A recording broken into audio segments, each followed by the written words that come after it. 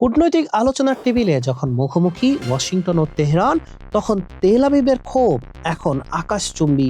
Israeli প্রধানমন্ত্রী Benjamin নেতানিয়াহুর কাছে ইরানকে অক্ষত রেখে যে কোনো চুক্তি মানে ইসরায়েলের চরম পরাজয়।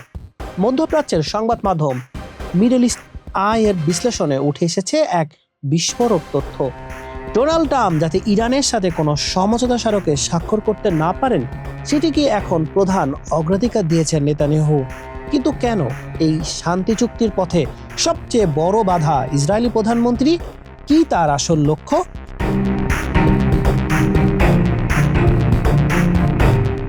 ব্রিটিশ সংবাদ মাধ্যম দ্য গার্ডিয়ান বলছে, যুক্তরাষ্ট্র ও ইরানের মধ্যে শান্তি চুক্তির প্রধান বাধার নাম নেতানিয়াহু।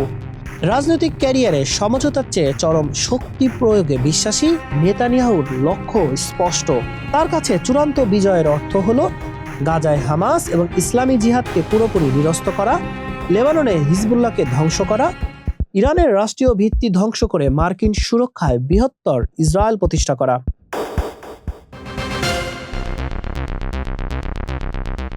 মিডল ইস্ট আই বলছে, মার্কিন অভ্যন্তরীণ অর্থনীতিতে চলছে তীব্র টানাপোড়েন। মে মাসে জ্বালানি তেলের দাম প্রতি গ্যালনে প্রায় $4.5 পৌঁছায়।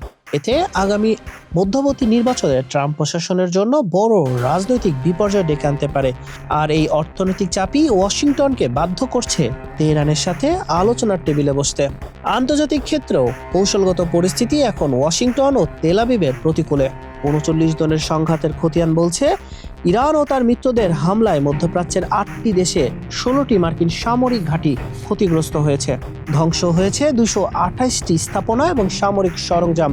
পেন্টাগনের জন্য সবচেয়ে বড় চিন্তার কারণ মার্কিন প্যাট্রিয়ট এবং থার্ড ক্ষেপণাস্ত্র প্রতিরক্ষা ব্যবস্থার মজুদ আশঙ্কাজনকভাবে কমে যাওয়া। রাশিয়া ও চীনের সাথে বৈশ্বিক প্রতিযোগিতায় এই সময় যা আমেরিকার জন্য এক বড় ধাক্কা।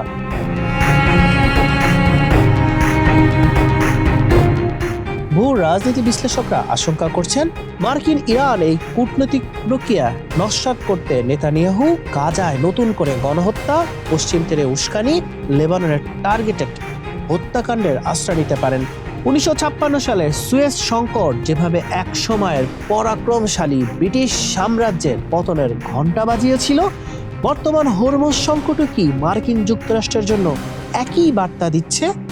ওয়াশিংটন তেহরান চুক্তি রুখতে নেতানিয়াহুর এই মরিয়া চেষ্টা মধ্যপ্রাচ্যকে কোন দিকে নিয়ে যাবে তা এখন সময়ের অপেক্ষা। হাসান শাহরিয়ার, মানব কণ্ঠ।